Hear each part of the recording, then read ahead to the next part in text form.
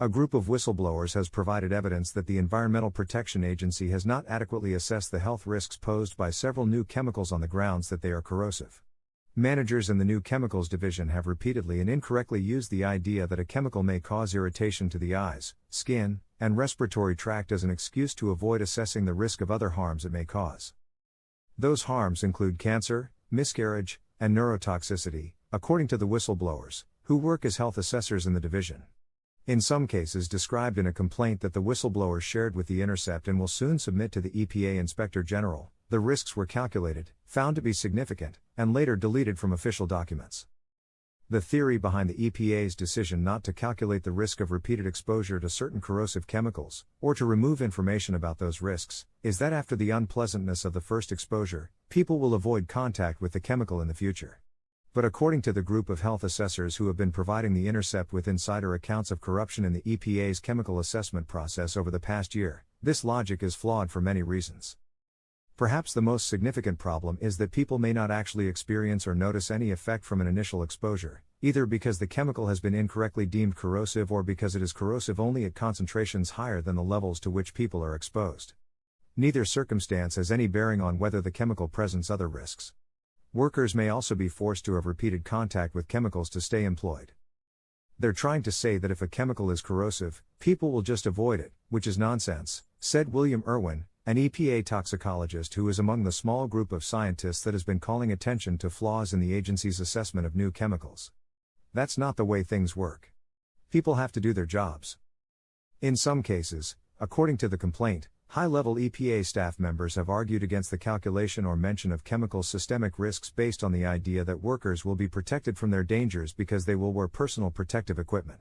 But according to Sarah Gallagher, one of the whistleblowers and a human health assessor in the EPA's Office of Pollution Prevention and Toxics, that's not a safe assumption. PPE gives some protection, but it is often not complete, and some chemicals can sneak through gloves.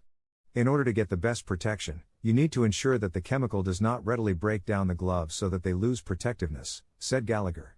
There are tests for that, but my understanding is that the New Chemicals Division is not ensuring the right gloves are used for new chemicals.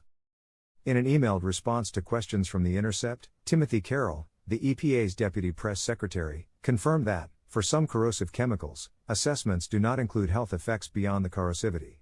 When occupational exposures from a chemical EPA finds to be highly corrosive are expected to occur, meaning it would immediately burn the skin/lungs, chronic effects that could occur from prolonged exposure to that chemical would not be expected to occur, and therefore the risk assessment would quantify the corrosivity risk alone. But in other cases, the EPA does consider other health risks, according to Carroll.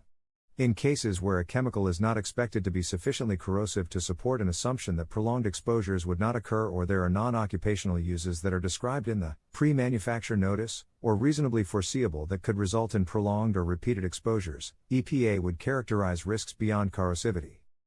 Carroll's email also said that the agency had recently changed its approach to addressing personal protective equipment, such as respirators and gloves, in chemical assessments. In order to ensure that neither prolonged nor repeated exposures to the chemical would occur when the chemical begins to be manufactured, EPA would require the use of PPE or other measures during the risk management phase for that substance, said Carroll. This is a shift away from the last administration's policy of assuming that workers always have access to and correctly use PPE. Under the Biden administration, in conducting initial risk assessments for new chemicals, EPA does not assume workers are utilizing PPE when calculating risks. When the EPA does require PPE, it issues a special order that limits the production and use of the chemical, according to Carroll. Another hole in what the whistleblowers have called the burned finger hypothesis is that, for some chemicals, a single exposure can cause irreversible effects. So even if someone's eyes or skin are irritated or burned on a first encounter, other serious harms could already have occurred. Consider a new chemical whose assessment was finalized in March. The company that submitted the chemical for review did not provide the agency with studies of its reproductive health effects.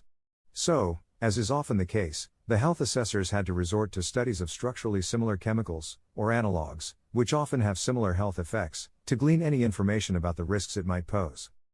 Studies of one analogous chemical showed that a single exposure could cause mice to resorb, or essentially miscarry, their fetuses. In fact, just hours after a single exposure to the chemical, more than 63% of pregnant mice experienced fetal death. Yet the risk assessment of the new chemical, which was finalized on March 7, did not mention the study or the possibility that the new chemical might cause miscarriage in humans. Instead, it noted that the corrosiveness of the new chemical substance limited repeated exposures, and found the chemical not likely to present an unreasonable risk to health. While the assessment did not calculate or note the miscarriage risk on the grounds that the chemical's corrosivity would cause people to avoid coming into contact with it, the whistleblowers also determined that workers exposed to it would probably not experience any skin damage, and thus were unlikely to realize that it was corrosive. Like the vast majority of the other chemicals being reviewed by the EPA's New Chemicals Program and described in this series, the information regarding that chemical was submitted to the agency as confidential business information. Although the health assessors know the product's exact structure and name, they could suffer severe penalties if they made that information public. The health effects that are omitted from assessment on the grounds that chemicals are corrosive include cancer. This was the case for a compound that the New Chemicals Division was reviewing in March 2021. There were clear reasons to suspect that the chemical, which is to be used to produce other chemicals, was a carcinogen. And information submitted by the company made it clear that workers and people living near the factories where it is used could be exposed. But the assessment, which has not yet been finalized, does not include the calculations of any systemic health risks, in part because the chemical was known to irritate the eyes and skin. Instead, the assessment notes that the corrosivity of the new chemical substance may be protective of any potential systemic effects. This chemical was also submitted to the EPA without any heath data, so the health assessors had to resort to analogs to glean information about the risks it might pose. When they did, they found that the structure alone raised serious concerns. Similar chemicals cause cancer, liver effects, and neurotoxicity. The whistleblowers then used a close analog, a chemical called benzyl chloride that the EPA had deemed a probable human carcinogen in 2008, to gauge the likelihood that the new compound might cause cancer. The results were alarming. 1 out of every 118 people exposed would be expected to develop cancer. In comparison, the EPA usually considers one cancer in every 100,000 people exposed the upper limit of acceptability. But rather than using benzyl chloride to predict the carcinogenicity of the new chemical, without explanation the assessment relied on another analog to gauge the new chemical's cancer risk, as the whistleblowers point out in their complaint. That chemical had not been subject to a repeated dose carcinogenicity study, which the agency requires for assessing the likelihood that a chemical will cause cancer. If the EPA did not want to base its assessment of the new chemical on benzyl chloride, the analog that had already been found to be a probable carcinogen, it could have asked the company to perform its own cancer studies on the new chemical. Or it could have searched for another appropriate analog that had been assessed for its cancer-causing potential. Or, if it didn't obtain adequate evidence of its safety, the agency could have prohibited the company from using the chemical. Instead, the latest version of the assessment deemed this chemical, too, not likely to present an unreasonable health risk. In March 2020, Gallagher, the human health assessor, found that another chemical presented risks to workers. Experiments showed that one analogous chemical caused rats to have tremors and behave aggressively. Another analog caused reproductive effects in male rats and mice. Information about both hazards were included in a version of the assessment that was finalized on April 8, 2020. But a month later, a manager in the New Chemicals Division created a new assessment. In this version, the information about the hazards had been deleted. Instead, in a section of the document headed Workers, the document explained, risks were not evaluated for workers via repeated dermal exposures because dermal exposures are not considered likely due to the corrosivity of the new chemical substance. According to the whistleblowers, this statement is false. It is intentionally misleading for EPA to put into a report that we did not calculate risk when we did, said Martin Phillips, a chemist and human health assessor who works in the EPA's Office of Pollution Prevention and Toxics. It's lying about what we did. It's not just that we did the calculations. We did the calculations and found risks, and then they got rid of them and said that we didn't calculate them. It's fundamentally inaccurate. According to Public Employees for Environmental Responsibility, the organization that's representing the whistleblowers, the statements may be a violation of the law. I hope that the Inspector General evaluates whether these false statements are violations of the criminal statute, said Kyla Bennett, Director of Science Policy for PEER. EPA is not allowed to make knowingly materially false statements. To further complicate the assessment, a quick check of the pH of the chemical done by Gallagher revealed that it was neither acidic nor basic enough to cause skin damage. In other words, the chemical wasn't corrosive after all. Gallagher repeatedly raised the issue with her colleagues after she made the discovery, but the assessment was not corrected. It was finalized on May 29, 2020. In the emailed response to questions from The Intercept, the EPA's Carol wrote, EPA is committed to ensuring the highest level of scientific integrity across the agency and takes seriously all allegations of violations of scientific integrity.